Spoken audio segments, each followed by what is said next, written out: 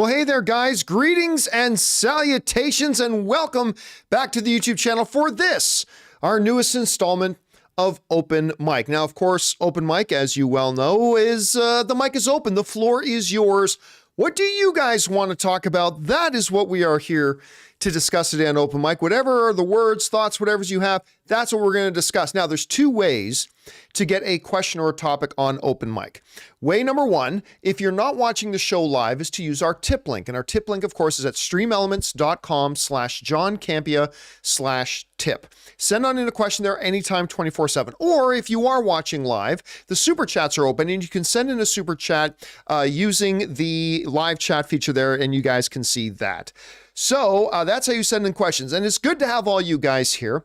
As you may have noticed around the channel today, the show, the channel, all the videos and broadcasts are being done from in my office today. That is, of course, because Jonathan Voico isn't in today. He had scheduled that he needed today off for a couple of weeks now. And so today he was out.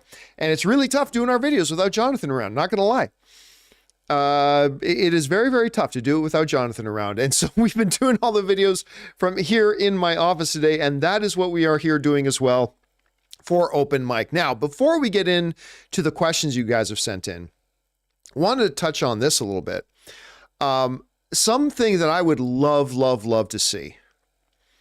So Robert Downey Jr. was doing an interview for he's got that new limited series on where it's about him converting his classic cars into like electric cars and hydrogen cars and all that kind of stuff. Right? It actually looks pretty good. I haven't seen an episode of it yet, but it actually looks like it's pretty good.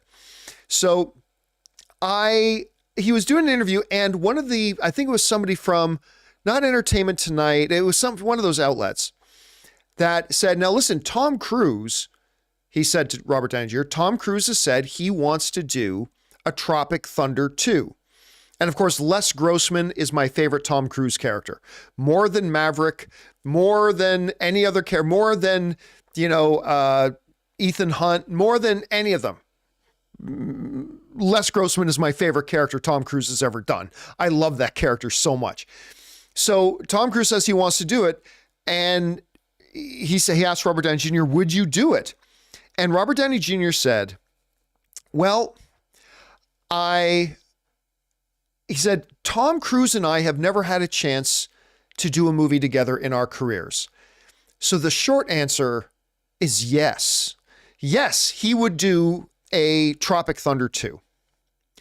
Now look, I know whenever Tropic Thunder comes up, I know there's always a little bit of controversy because in Tropic Thunder, Robert Downey Jr. plays an actor who is a full method actor, and he gets cast to play a black role and wears blackface. And a lot of people wonder whether you could get away with that. And here's why I don't have any problem. I don't have any problem with, the idea of doing that, because look, when Anthony Hopkins plays a murderer, okay? And he has done that a number of times in his career. When Anthony Hopkins plays a murderer in a movie or TV show or thinking like that, think Hannibal, for example.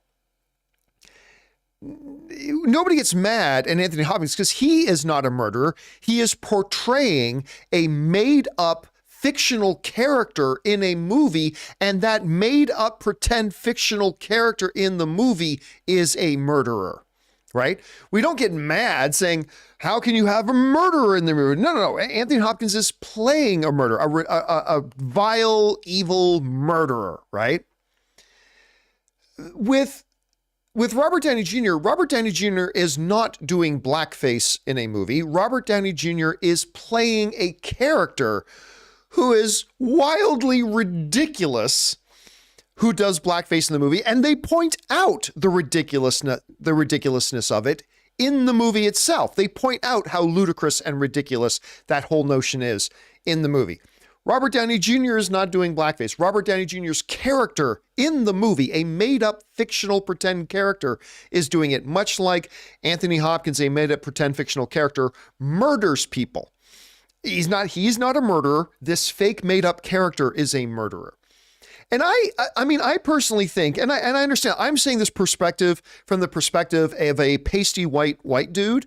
And I understand that. I'm cognizant of that. I know. I'm just saying, but from my limited perspective as a pasty white dude, I think as long as the character, it's being pointed out in the movie itself how ridiculous it is that character is doing that, and that it's absolutely preposterous and how stupid it is that the character is doing that in the movie, we laugh at that character, right? We laugh at him.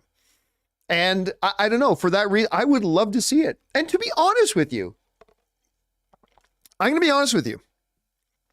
I have never once had one person tell me they had a problem with Robert Downey Jr.'s character in Tropic Thunder. I've had people tell me that there are people who are bothered by it. I'm just saying I have never personally had somebody write me an email, write a message to me or whatever, explain or telling me that they themselves have a problem with it. Because I think most people see the ludicrousness of it and the deliriousness and the idiocy of it. I think we all recognize the absolute ridiculousness of it. And that's why I said in the thousands and thousands and thousands of messages I get every week, I don't think I've ever got one from somebody that says, I don't agree that they should do that in a movie. I just always hear from people saying, there are people who don't like it in the movie. And I just honestly wonder, you know what? I'm going to do this because, again, my perspective is limited, right? I'm going to put up a poll right now in here. I'm going to ask, is Robert Downey Jr.'s character in Tropic Thunder problematic? So, I mean, do you think that there's a real problem with the fact that character, do you think that this is a character that we should not do today? Understanding the ridiculousness of it and that Robert Downey Jr. is not doing it. It is his character in the movie that is doing it. But I'm curious to know your thoughts. Like maybe I'm going to be surprised here. I'm going to post it right now. Maybe I'll be surprised and many of you guys will say, yes, it's problematic. Again, like I said, my own very, very limited experience has been that I have never had anybody tell me that they've had a problem with it. I'm only hear about people who have a problem with it. So yeah, I'm just going to be really, really curious to see what you guys say. Now, let's take that issue of Robert Downey Jr. and what his character in the movie does, and let's put that aside for a second. The idea of a Tropic Thunder sequel to me, I love. Because aside from the fact that just a number of the characters are so ridiculously great and so ridiculously entertaining, it's just a fun, funny movie. I still remember the first time, I think I was in San Diego. I was with Mark Neveldine and Brian Taylor, the guys who wrote and directed the Crank movies with Jason Statham. The three of us went to go see the movie when we were in San Diego. We went to go watch Tropic Thunder, and I think it was an early screening for it, and laughed our asses off. Absolutely laughed our asses off. And yeah, I just thought it was great. Okay, I'm going to go over and take a quick peek. I know we just put the thing up there, but let me see where we're at. Okay, so right now we've got over 100 votes. We got 121 votes, and it's 85% of the people say no, there's no problem.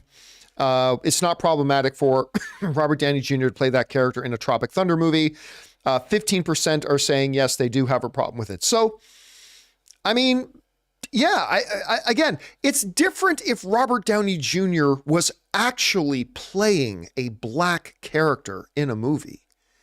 That's a different issue altogether from my perspective. And once again, admittedly, my perspective is limited. But if Robert Downey Jr. was literally playing a black character in a movie, that's a different issue. But Robert Downey Jr. is playing a character who plays a character that is black in a movie. And again, it's to me, it's no different than a drug lord, than an actor playing a drug lord. Well, the actor is not a drug lord. The actor is playing a drug lord. Or Anthony Hopkins playing a murderer. Anthony Hopkins is not a murderer. He's playing a made-up fictional character who is a murderer. I don't know. And listen, I'm sure there's some good debate and good discussion to be had about this. I think there really, really is. And again, I want to say, again, I am saying this from the limited perspective of being a pasty-skinned white dude. Not all white dudes are pasty skinned. I am pasty skinned. I am very pasty skinned. So, I mean, yeah, there's a little bit of acknowledgement with that. But again, I, for one, would be pretty excited to watch a Tropic Thunder 2, if for no other reason than to see Tom Cruise play Les Grossman again. That to me would have me 100%. 100% I would be on board for that. So, yeah, anyway, that's just me. All right, guys, let's get to the real reason we're here now, which is to take your comments and questions. And we're going to start, once again, the super chats are open. So if you want to fire in a super chat, we're going to leave it open for a little bit longer, and then we're going to turn it off. But for now, let's get over to the tip link questions that have been sent in. And we're going to start off here with Jared Oberfeld, who writes, going to Roomapalooza at the Atlanta Phillips Plaza Theater. There's something called Roomapalooza. It is a remake of The Room starring Bob Odenkirk and Greg O'Highmark Sestero, who will be in attendance. That is amazing. You know what? Now that you mention it, I think I remember we might have actually done a story about Bob Odenkirk doing this. I think we might have done a story. I did hear about this. I just didn't know it was like a big thing, that there's actually a festival for it out there. Thank you for sharing that knowledge, Jared. I really appreciate that. All right. Next up, we go to Jay Bling, who writes, I'm personally tired of the multiverse in comic book movies, but in the case of Deadpool 3, provided the rumors are true, I'm kind of excited because of the potential Deadpool variants. My question is, how many would there be and how would they be utilized? I mean, yeah, so I covered a story on this yesterday, that there's a rumor going around, and again, it was just a rumor, but a number of outlets were picking up the rumor and running with it. There's a rumor going around that in Deadpool 3, Wade and Logan will be gallivanting through the multiverse, and that there will be multiple variants of Deadpool and multiple variants of Wolverine. And my thought on it was basically this. My thought was, while I am dying to see Deadpool 3, I cannot wait to see this movie, as a matter of fact. I'm absolutely positively giddy to watch it. But despite the fact that I am positively and absolutely giddy to watch it, I am really over the multiverse stuff. Like, I am over it. Every single comic book cinematic universe right now is doing multiverse. You know, we saw Doctor Strange and multiple versions of Doctor Strange. We watched, Spider-Man No Way Home with multiple variants of Peter coming together. We watched Spider-Man Across the Spider-Verse with 50 different or 500 different versions of Spider-Man all together. What's another one that we saw? We just saw The Flash, where we have multiple Barrys all together. And now we're going to do Deadpool. And again, it's just like all these movies are just doing the exact same thing. Now, granted, with all these movies doing all the exact same thing, if any of them would be ones I'd be excited to see, it is Deadpool playing off of different versions of Deadpool. I'd be lying to you if I didn't tell you that at least piqued my interest a little bit. Because it does pique my interest at least a little bit. But yeah, I'm just kind of over it. Multiverse is so lazy. Doing multiverse in your movies are so freaking lazy. And it removes all stakes. Like, who cares if a Spider-Man dies? There's literally 500,000 other Spider-Mans you can just bring in. It's like, oh no, oh, Gamora died. Oh, boo-hoo. Oh, no problem. A little time travel variation blood. There, Gamora's back. But we were just crying over Gamora. No, don't worry about it. Gamora's back. Anyway, I'm just kind of getting over it. I'll see Deadpool 3 do it, and then I don't want anybody else to do it again. Please just end this stupid thing. All right. Next up, we go to Jay Bling again, who writes, would there be a bunch of Deadpool variants for the sake of a quick gag, or would there be one or two variants that play a relatively major role in the plot? How that question is answered could determine my excitement, again, provided the rumors are true. I would almost prefer a quick gag, because then you've got the multiple variants and then you get them out of there, right? I would almost prefer that. I mean, I just watched a movie where the main hero has a main variation of themselves and they go on this adventure together in The Flash. I just saw it. I don't need to see it again. So if I found out that those are the two possibilities, I would actually rather just say, we'll just do it as a quick gag and move on. But again, we'll see. We'll see. We'll see how it turns out. Okay. Next up, Min Tran writes, with the budget of 120 million and let's say a marketing budget of at least 30. Ooh, 30 is, that's no big movie only markets for $30 million anymore. Anyway, with 300 million with a good audience rating be enough for DC to make a sequel given the state DC is currently in? No. Because, like, first of all, no comic book movie has a $30 million marketing budget. I mean, that just doesn't exist. Back about 15 years ago, that could have been more realistic, but a $30 million marketing budget won't be enough. No, I mean, because you'd have to make an argument. You have limited bandwidth as a studio, right? You can only make so many movies. You know, you only have so much you can do at once, even as a studio. So you make a movie that makes, say, $300 million. And let's say that makes it break even. Well, okay, do you do a sequel to that movie that only made $300 million at the box office? Or do you try a different movie? Hopefully one that can profit. Hopefully one that can get more people interested in it and more people out to the theaters. So I would say no, 300 million is nowhere near good enough to do a sequel, particularly if you're talking about the DCU, particularly not going into a brand new universe, right? Into a brand new shared cinematic universe. Like, are you really going to bring over a movie that made 300 million? I don't think that's enough. I don't think that's enough. All right, guys, listen. While we get rolling here, we're going to take just a quick second here and thank one of the sponsors of our episode here today, my mobile service provider, the guy who's actually going to be playing Deadpool, his own Mint Mobile.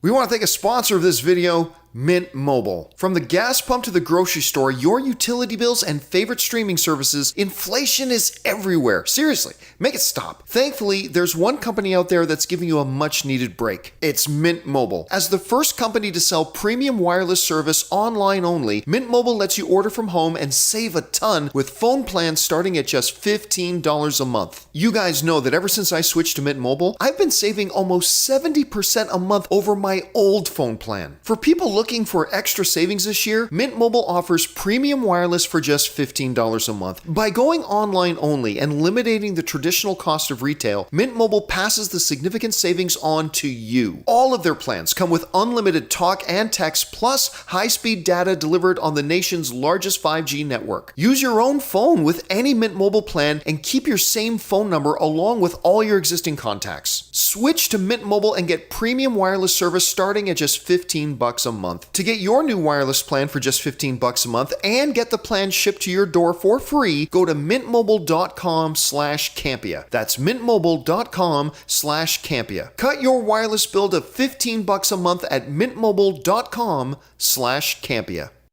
And thank you to our friends at Mint Mobile for sponsoring this episode. All right, guys, with that down, let's keep on rolling here. Next up, we've got Min again, who writes, after the disappointment of Black Adam, do you see The Rock coming back to play a different DC character in the future? No.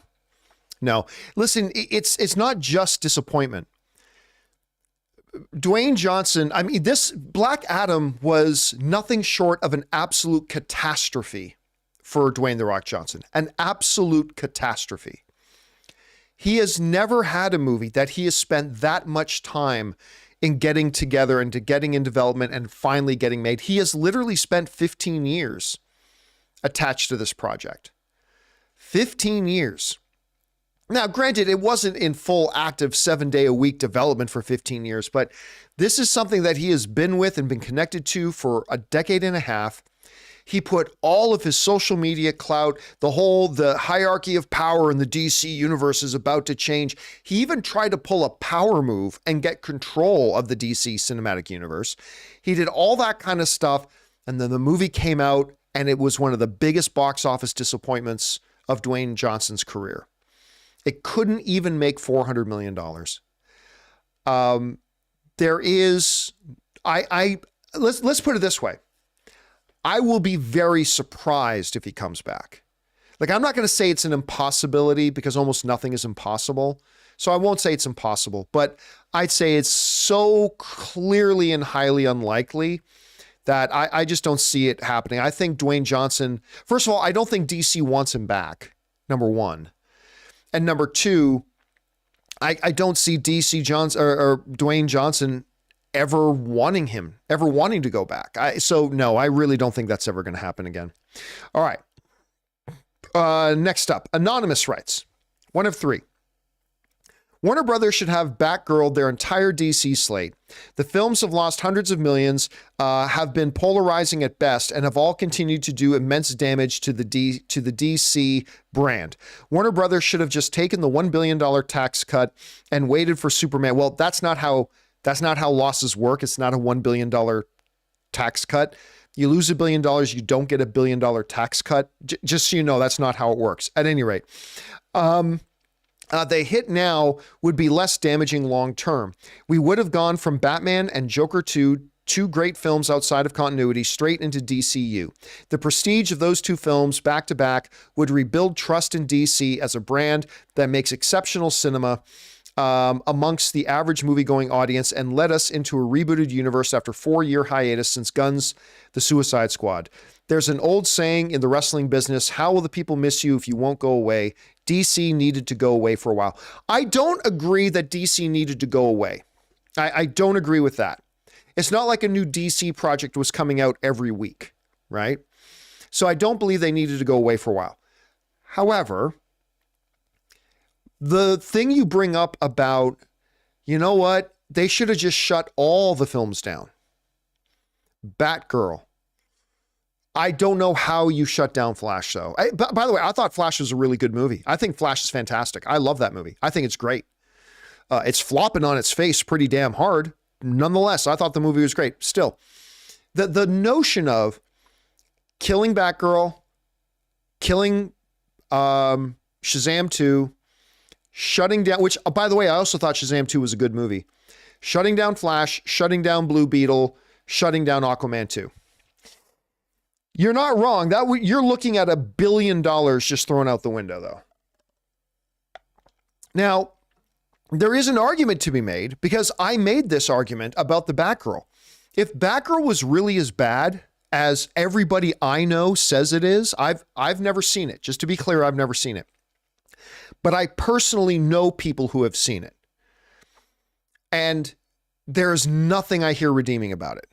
I've heard it's that bad. That being said, so I made the argument when they canceled Batgirl and scrapped it. I defended that decision. So look, if the movie's that bad, it's never going to make any money anyway. And all you're going to do is damage DC's reputation even more. I mean, to the point that maybe if Batgirl had come out and it was as bad as everybody says it is, then if, Flash came out and only made 55 million, maybe it would have only made 40 million. I mean, so I agree. There's an argument to be made. It could be better for you long-term just to shut those projects down rather than have them come out and be bad, right? But that's one movie. So let's look at it this way. By keeping Black Adam in theaters and keeping Shazam 2 in theaters and keeping Flash in theaters, right there, even though they're all financially losing money, that combined that's going to get close to $1 billion, maybe not $1 billion. That's going to get close to like $700 million between the three. Because Black Adam almost made 400, Shazam made like 135, so there's like 535. And I figure Flash is probably at least going to make 300. So now you're talking like $700 to $800 million. Okay.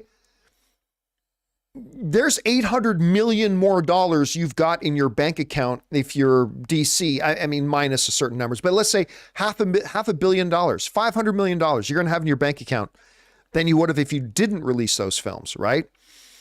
I mean, but still, there's an argument to be made there. I mean, it's almost inconceivable to say just throwing away $1 billion. It is very, very difficult to think about just tossing away $1 billion, throwing 4 movies away that could make you some money in the box, or at least recoup you some of your losses. But you paint an interesting picture. Shut the whole thing down. eat the loss, release Matt Reeves' The Batman and The Batman 2, release The Joker 2. You know those movies are going to be really good. And then you come out swinging with Superman Legacy in 2025. There's something attractive about that. But again, man, it is tough to say, just throw away $1 billion and recoup none of it. Like at minimum, they're going to recoup $500 million, right? That's $500 million. That's nothing to sneeze at. As a matter of fact, that $500 million can pay for 2 or 3 of your DC movies coming out after 2025.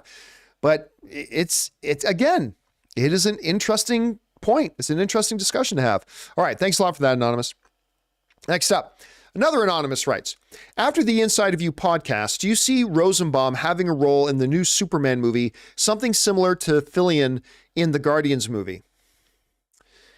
Maybe. I mean, obviously James Gunn and Michael Rosenbaum have been friends. I didn't realize how close of friends those two are. Like, I didn't realize that Michael Rosenbaum was at James Gunn's bachelor weekend. Like, I didn't know that Michael Rosenbaum knew James Gunn's dad. Like, I didn't know any of that. By the way, Michael Rosenbaum used to date one of the girls that worked for me. I'm not going to tell you which girl it was that worked for me, but yeah, Michael Rosenbaum used to date one of the girls that worked for me. Anyway, I had no idea those guys were that close. I don't know that I see James Gunn putting him in the movie. I don't think what he'll do is just drop him in there as a funny thing. I think if anything, he would probably try to honestly find a role that would be good for him in the movie. Like, it's like, hey, there's this character and actually Michael would be perfect for it. And no, he's not going to be Lex Luthor. He was Lex Luthor in Smallville. He's not going to be Lex Luthor again. So just stop that silliness. But yeah, I think if James Gunn found a good role for him and he was legitimately the right guy for the role, I could see that happening. Otherwise, I'm not expecting it. But you never know. Nothing's impossible. All right. Next up, Jai CSC writes, part 1 of 2. I used tiered pricing. Ooh, interesting. At a cinema for the first time. I was indifferent to the idea before, let me try this again.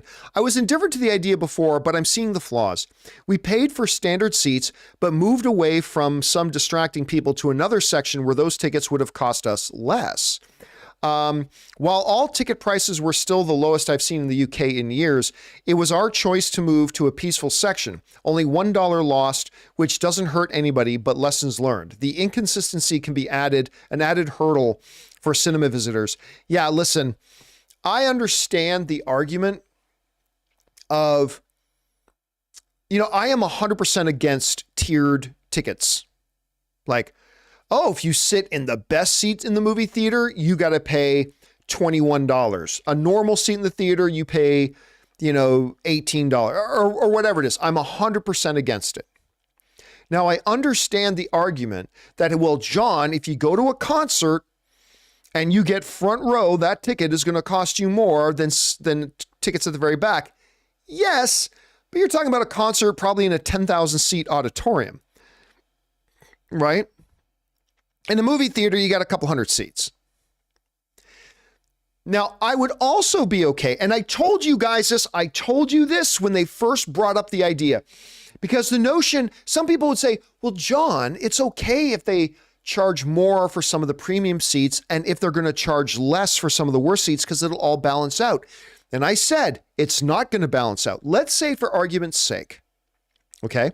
Let's say for argument's sake, follow me here, that you had a 100-seat theater and that theater charged $10 a ticket, okay? That is $1,000 in ticket price if you were to book out the whole theater, right? 100 seats, $10 a ticket. Okay, now, in the pretend world that people thought was going to happen, in that 100-seat auditorium, 10 of the seats would be $11, 10 of the seats would be $9, and the rest of the 80 seats would still be $10. And you'd be like, well, John, at the end of the day, it's still $1,000 in ticket prices to book the whole theater. right? So it's going to balance out. It's going to even out. Well, what happened when AMC Theaters first launched some tiered ticketing systems? It was completely unbalanced. There was a bunch of what they called premium seating where they jacked up the prices a couple of bucks, and just a small, tiny number of seats that they lowered the price of. So basically, for the analogy, that 100-seat theater, when you added up the cost of all the tickets, instead of it being $1,000, it ended up being like $1,200. Because they jacked the prices of a bunch of the seats and only lowered the prices on just a couple. So at the end of the day, the average ticket price, when you average out the ticket price, the average out ticket prices go up. And I told everybody 2 years ago when they first floated the idea of tiered ticket prices, I said, this is all a lie. It's just a pretext by the movie theaters to raise prices. That's all it is. It's a pretext.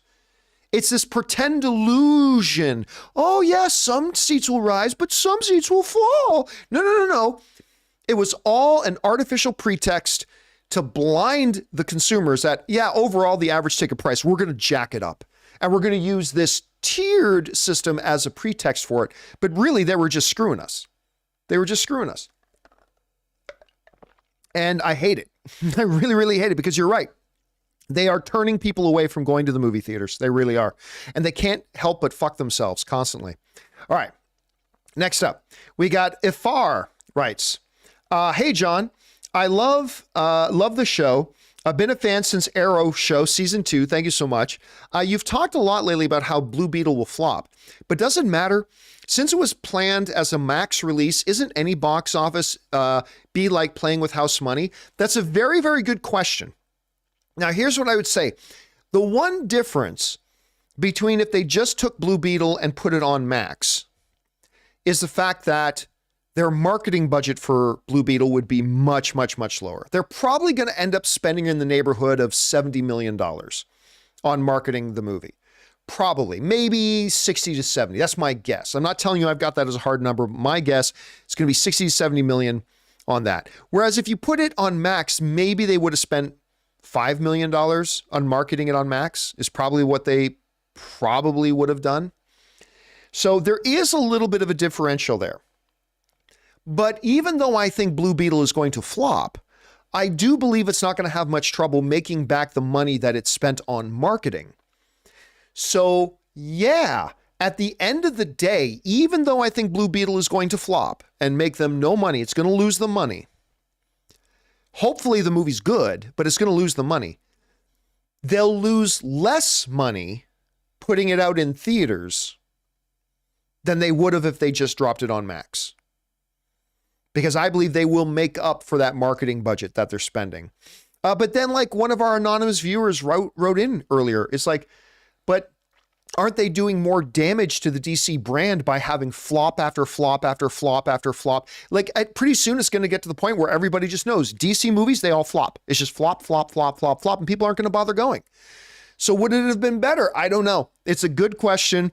But yes, I do think they will be financially better off putting Blue Beetle. They will be better off putting Blue Beetle in theaters than they would have if they just put it on Max. All right. Anonymous writes, hey, do you think the upcoming Fantastic Four movie will struggle because of the poor reception of the previous ones? I think it will be a hurdle. I think the fact that Fantastic Four, all the previous iterations have not been well received, I do think that's going to hurt. Now, the question is, will it hurt it or will it cripple it? I don't think it's going to cripple it. I think there's enough excitement about it being a brand new iteration. It's at a new studio. You're going to have a whole brand new cast. I think that's going to be a lot. So hurt it? Yes. But cripple it? No. So maybe if this movie would have made $100 million opening weekend, maybe now it'll make $90 million opening weekend. You know what I'm saying? So hurt it? Yes. Cripple it? No. All right. Good question though. All right. Amin writes, one of two. I agree with you that the Secret Invasion AI stuff isn't as big of an issue as some are making it out to be, but I do think it is it is an issue for two main reasons. Number one, being that unlike other advancements in tech, AI has a lot of hurdles to pass in terms of copyright, since it basically uses other artists' work to a degree, yes. Reason two, although AI can be a quick solution, if a company like Marvel hires a proper artist to create the intro, you'll never run into those obvious issues like odd fingers or faces or faces in faces. Yes, but again, the reason that whole issue about the opening credits for Secret Invasion using some AI was absolutely ridiculous was, number one, it didn't replace any artists. They were tools that artists were using. Okay? It was artists using AI as a tool. And listen, I use AI as a tool almost every day. When I do some Photoshop work, I almost always use the feature autofill. Right? That's an AI technology built into Photoshop. And I use that. A lot of artists use it. So yeah, it's like some people thought they heard that, oh, they used AI in the creation of the opening sequence. Some people thought literally some guy at Marvel was just sitting down going, oh, AI, create an opening title sequence for a Secret Invasion movie, enter. And it just created that thing. That's not what happened. Artists and technicians, whatever, they were actually making it themselves. They just used it as a tool. And I think as long as AI is always just used as a tool, I think that's perfectly fine. I really do. I don't see any problem with it myself, at any rate. All right, guys, with that down, we are now going to move over to, before we do though, I'm going to turn off Super Chats. I meant to turn off Super Chats a little bit earlier, but I'm going to turn them off now. But we are now going to move over to Super Chats and start getting your questions from there. So first up, we got Kyle Schneider. And Kyle Schneider writes, Coraline is coming back to theaters on August 14th and 15th. It is my favorite animated movie, and I finally have a chance to see it on the big screen. I'll tell you what, Kyle, I have had a couple of opportunities, not many, but a couple, to have a movie I loved and I never did see in the big screen. Maybe it was before my time or whatever, and then had a chance to go and actually see it the way it was meant to be seen on the big screen in a movie theater. It's a wonderful, wonderful, wonderful experience. I'm not going to lie, Coraline's not my favorite animated movie, but that whole experience, I'm envious of you that you get to take one of your favorite movies and go and see it on the big screen again. Or for the first time. That's pretty envious. All right. Next up, Jedi writes, J-Law was my biggest celeb crush when I was 18 to 19 years old in 2023 and 2024. Now I get vicariously to live my young adult fantasy through No Hard Feelings. Yeah. It's Jennifer Lawrence does some things in No Hard Feelings I never would have imagined she'd do.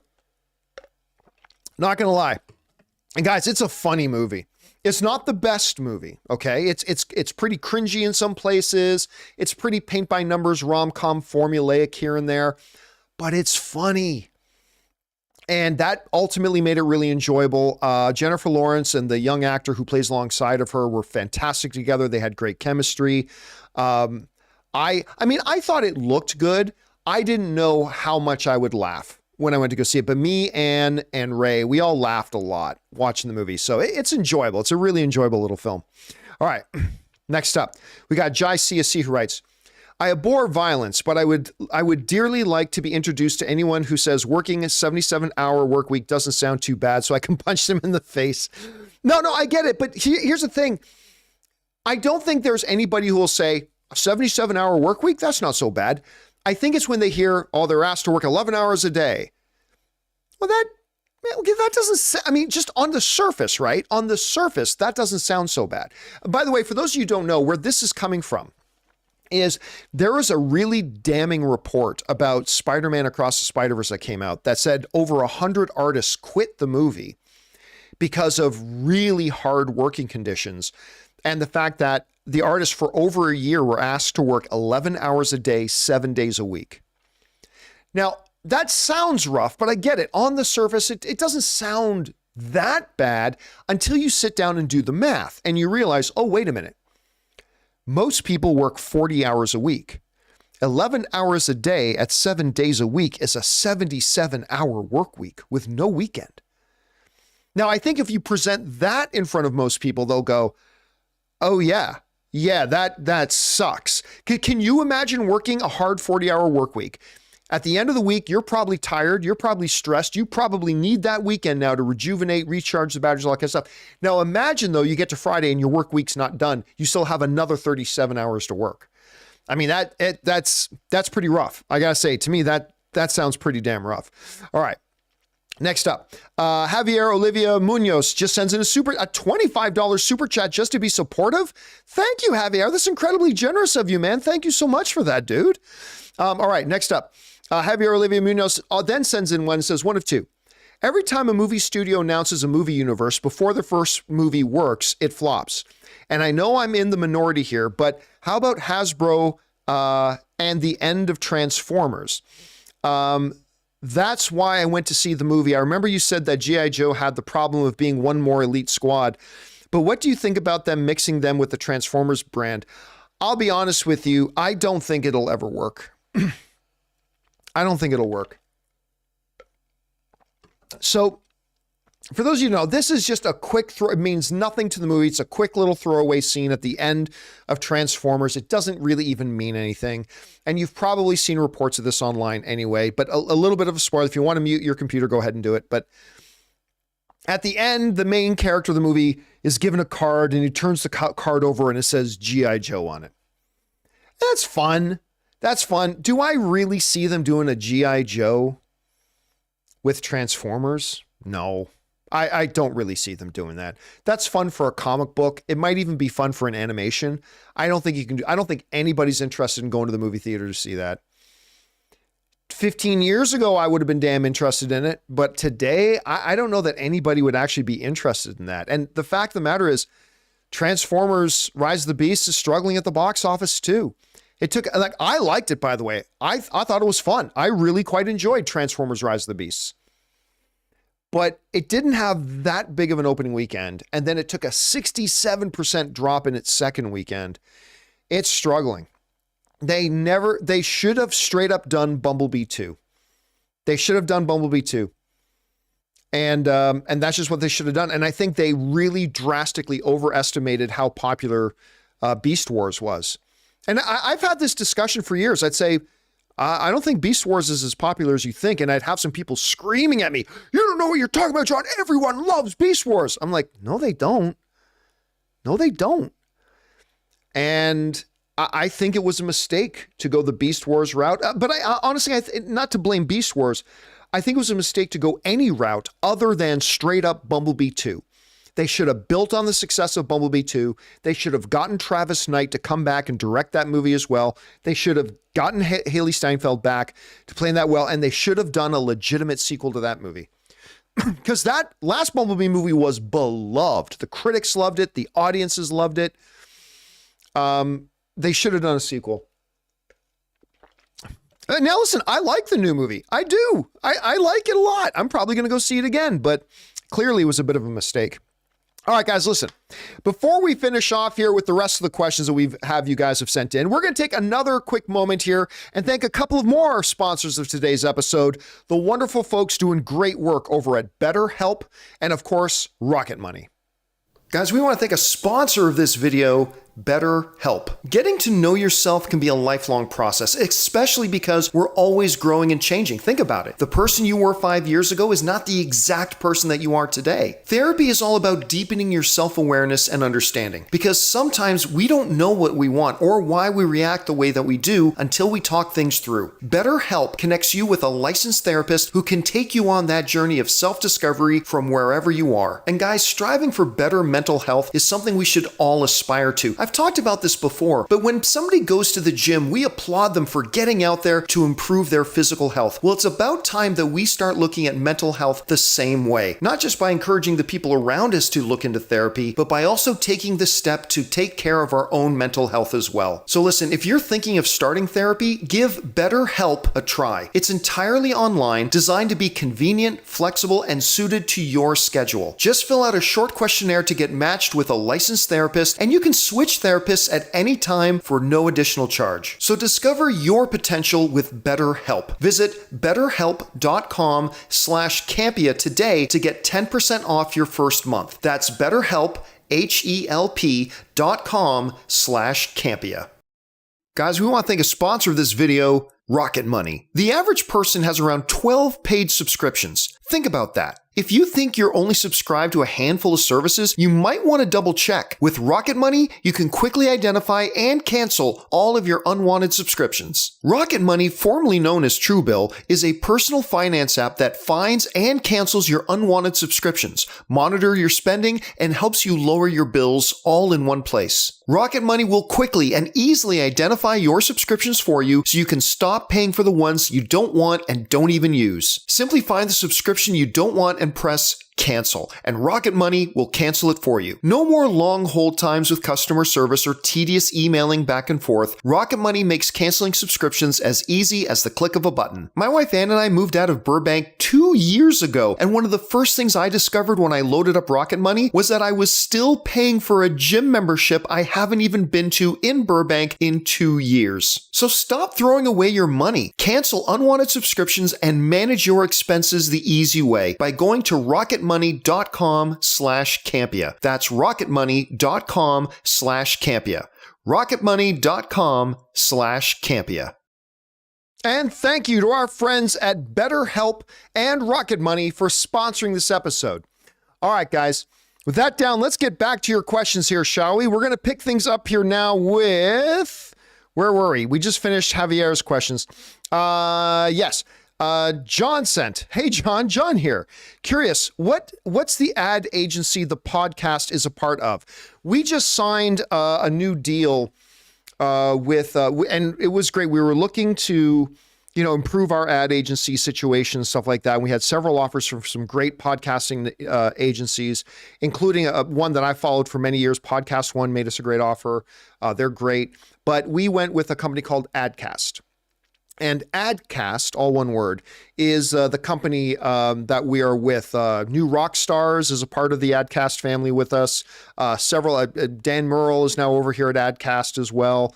So we've done some stuff with Adcast in the past. They've always been great, fantastic, and we're really excited to come and work with them again. So that is the company that we are working with now.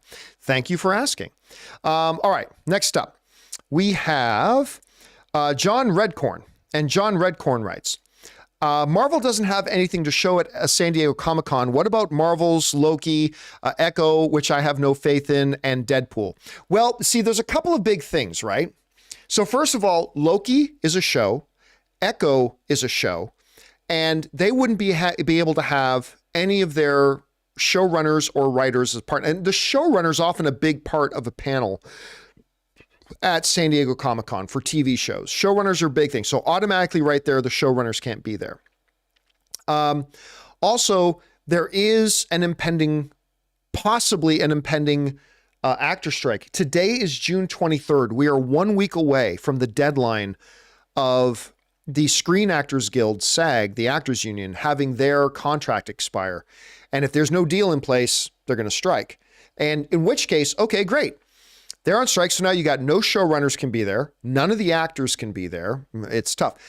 But again, to me, the real issue is they're a mess. Marvel right now is a mess, and I don't think they know what they're doing right now. I don't think they know exactly what their plan is at the moment. They literally just move Avengers back an entire year. Avengers 5 back an entire year. They moved Avengers 6 back an entire year. Blade has been a nightmare to try to get going. I mean, they got Jonathan Majors, the guy who's supposed to be the main villain of their universe right now, in August is starting a criminal assault trial. To now maybe I'm still hoping Jonathan Majors gets cleared of everything. I'm hoping none of it's true, but I mean, listen, all I know is that apparently Jonathan Majors' lawyer presented the DA with tons and tons of evidence. Well, if that was true, why hasn't the DA dismissed the charges? If that was true, why hasn't Jonathan Majors' lawyer filed for a dismissal to have the charges dismissed? Why haven't they filed a motion to dismiss? If the evidence that Jonathan Majors' lawyer has is so conclusive and so overwhelming, Why hasn't the DA dropped the charges? And why hasn't Jonathan Majors' lawyer filed a motion to dismiss? It seems to me if you had easy, clear evidence that clearly showed my client is innocent, you'd think you would have done that. And again, I have no clue if Jonathan Majors is innocent. I have no clue if Jonathan Majors is guilty. I have no dog in this fight. But I'm just saying, if you're Marvel, you're like, what do we do? Like our main villain guy is literally starting a criminal trial in August. And we don't know how long that trial is going to drag on. And we don't know how that trial is going to turn out. We just had to bump our release dates by over a year. We have nothing new to announce. No showrunners could come to it. And we don't even know if actors could come. Listen, Marvel, DC is in a mess right now. That's why they're rebooting. But I mean, Marvel is in a bit of a messy state right now. And I'm not surprised at all. I am not surprised at all that they're not going to Comic-Con. I mean, at first when I heard the news, I was a little, really? Not going to Comic-Con? But once I thought about it, I'm like, yeah, you know what? It actually would have been surprising if they did. It would have been surprising if they did. All right, let's move on here. Next up, we've got Norel S. writes, hey, John, happy Friday. Happy Friday to you as well. Hubby and I are road tripping to Vegas today. Nice. I love going to Vegas. So we'll be listening to you on the road. Just wanted to say thanks for all you do for us cinephiles. You and the crew are amazing. Oh, thank you so much. I'm kind of jealous. Ann and I were just in Vegas again. We're going to go back in July. We love going to Vegas. Ann loves hanging out at the pools. We love going to restaurants. We love checking out shows. We went to go see Jerry Seinfeld, our last trip there. We love going out to the clubs. I love playing poker. We just love going to Vegas. I don't know what it is about going to Vegas for me, but like it feels like it's the one place other than home up to Canada. Vegas is the one place that I go and I literally don't think about work. I mean, sometimes I have to bring work along with me. Sometimes I do, but when I'm not working, like even at home, when I'm not working, I'm constantly thinking about work. I'm constantly thinking about the podcast and I'm constantly thinking about the stories that are coming out and all that kind of stuff. But when I go to Vegas, I'm able to just honestly relax and I love it. And I hope you guys have a great time, Norel. And thank you so much. And I hope you guys get to listen to us while you're on your drive. All right, next up, we got LV Rartoff writes, one of two. John, I too will give Extinction 2 an endorsement. Extraction 2, not Extinction 2. Extraction 2 an endorsement. It did something similar to what John Wick 4 did. It gives me faith in action cinema. I would say it's really worth watching. I'll be honest with you guys. I dislike the first Extraction so much. And when you see what happens in Extraction, Chris Hemsworth's character being alive is totally preposterous. And I just didn't like the first movie. I just did not like it. I wanted to like it, could not like it, could not get into it. And I have just no interest in watching a sequel. I just don't. And that pains me to say because I love Chris Hemsworth. I love that dude. But yeah, I just have no faith in it. I just don't, because I thought the first one was really, really quite bad. Anyway. Let's see. Next up, we've got King Daddy Goat writes, Offerman's shitballs sold me on Dirty Dumb Money. That trailer is so great. And they showed us like a full 10-minute clip of the movie when we were at CinemaCon last month. Guys, I think this movie is going to be awesome. I really do. I think this Dumb Money movie is going to be pure awesome. All right. Next up, we got Ernie Bird who writes, Ben Stiller needs to be involved. I would agree with that. Well, I mean, let me put it this way. I've said before that I could totally see a Les Grossman spin-off movie. I could totally see a Les Grossman spin-off movie. And that wouldn't even have to have Robert Downey Jr. or Jack Black or Ben Stiller or anything. I'd be totally fine with it. But if you're going to do Tropic Thunder 2, I agree. You need to have Ben Stiller in it. All right, next up. King Daddy Go writes, any ideas what a sequel could be like to... I have no idea what we're talking about, King Daddy. Sorry about that. Raymond Verada writes, supporting a VFX animation union is good for all. I agree.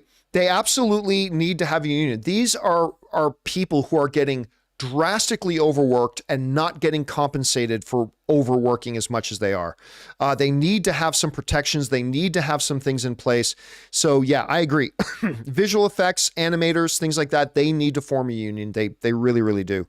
All right. King Daddy Goat writes, over under 30%, we get a Lobo announcement at Comic-Con. Under. I don't think we're going to hear... Listen, James Gunn and Peter Safran already announced a whole bunch of new projects. I don't think they need to announce more new projects, right? They haven't put any out yet. They've got 10 projects coming that they've already announced. I do not believe at Comic-Con they announce any new projects. I mean, the universe doesn't even start for 2 more years. What I believe we're going to get is... announcements regarding those projects we know about. I believe we're going to find out and get informed who the new Superman is. I think we're going to find out who the new Batman is. I think we're going to find out which characters are going to be involved in this and who's going to be playing our 2 Green Lanterns in the Lantern series. And I think there's a lot to announce, but I don't think new projects is one of them, right? We got 10 upcoming projects. The universe hasn't even started yet. I don't think they start announcing new projects now, but you never know. It's possible. So I'm going to take way under 30%. All right. Next up, we've got Bobby Jackson who writes, you said for a while that Kathleen Kennedy will probably leave Lucasfilm by the end of the year. Yes. If Indy doesn't do well, do you think she exits sooner? No, I don't. Listen, I told you guys like 6 months ago that I got informed by somebody very close to the situation that it's already done. Kathleen Kennedy is out. I mean, she's still there doing her job at the moment, but she knows she's out. It's understood amongst the executive that she's out, but that she would not be leaving until probably a couple of months after Indiana Jones 5. Because they want, number one, they want to give her the respect to let that be her swan song. And number two, you don't want to distract from Indy 5's release. And I totally understand all of that. But no, I don't think I honestly don't think if Indiana Jones 5 made $1 billion, which it's not, but even if Indiana Jones made $1 billion, I don't think that would delay the announcement of her leaving any more than I think Indiana Jones 5 flopping would hasten the announcement of her leaving. I still believe, give it a couple of months after Indiana Jones 5 comes out.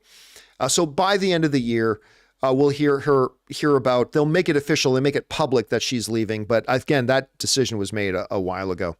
All right.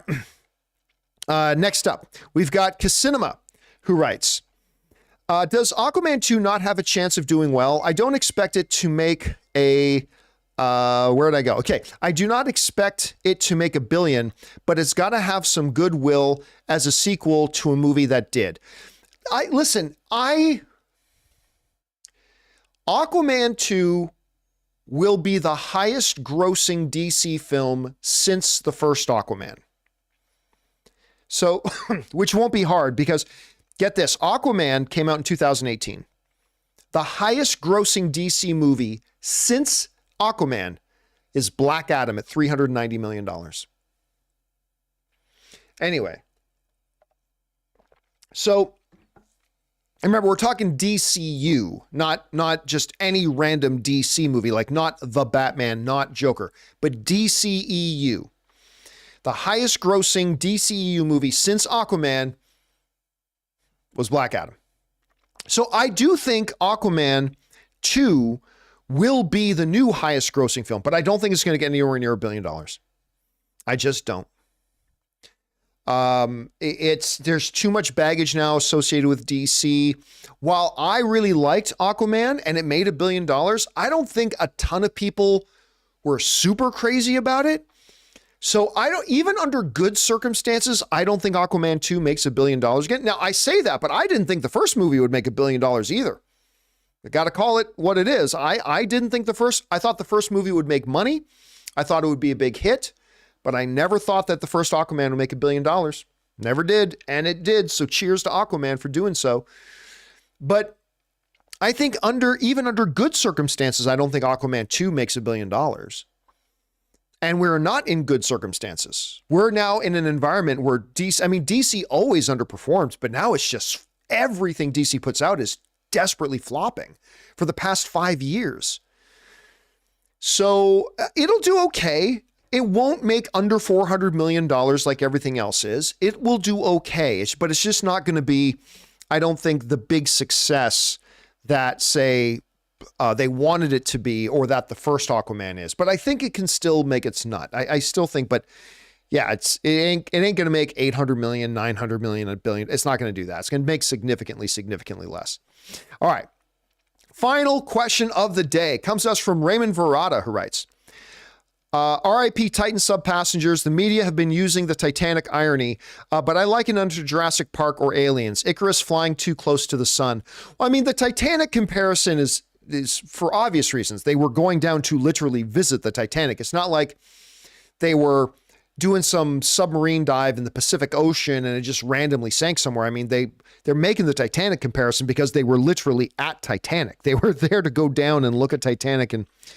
But I'll tell you what, this afternoon, as we were working, me and Ray were working here, Ann and our friend Ryan came over and brought us lunch. And as we were eating, Ray had down a bunch of news stories about the sub, and man, all the corners they cut. I mean, I don't want to sit here and talk ill of the dead, but they practically bragged about how they cut corners on the design of the sub and didn't have it up to safety standards and all that. Man, you know what? And I know it's going to sound weird saying this. They're now saying it was a catastrophic implosion of the sub, right? So it didn't hit the bottom and they slowly ran out of air. It was a catastrophic implosion of the sub. And I know it sounds weird to say it, but I was actually relieved to hear that. I mean, I can't imagine a more horrific nightmare than being trapped in this cylinder tube in the pitch dark as you slowly run out of air and dying. Like I hope that traumatic implosion happened like super fast. I hope they didn't even have a moment to even comprehend what was happening. Like I hope they were laughing at a joke and had, maybe the kid, there was a teenager in the sub apparently. I hope they were laughing at a joke and the kid threw his head back laughing. And before he even had a chance to think, was just gone. Like I just hope it was that quick and they didn't have to go through any kind of horror or anything like that. But it was just awfully heartbreaking to hear about something like that. Not far from my home province of Nova Scotia. It was off the coast of Newfoundland, which is right by Nova Scotia where I was born. And yeah, just horrific to hear about that. And guys, on that cheerful note, that'll do it for today's installment of Open Mic. Thank you so much for being here and making this show part of your day. Big special thank you to all you guys who sent in the tip links and super chats. Number one, because you gave us great fun things to talk about. But number two, you supported this channel as you did it. And everybody involved with the channel here, guys, thank you guys so very much for your support. I hope you guys have a fabulous weekend planned out for yourselves, whether it's doing something fun or just kicking back and relaxing. Looking forward to a brand new week next week. So guys, that'll do it for me. Thanks a lot for being here. And until next time, my friends, bye-bye.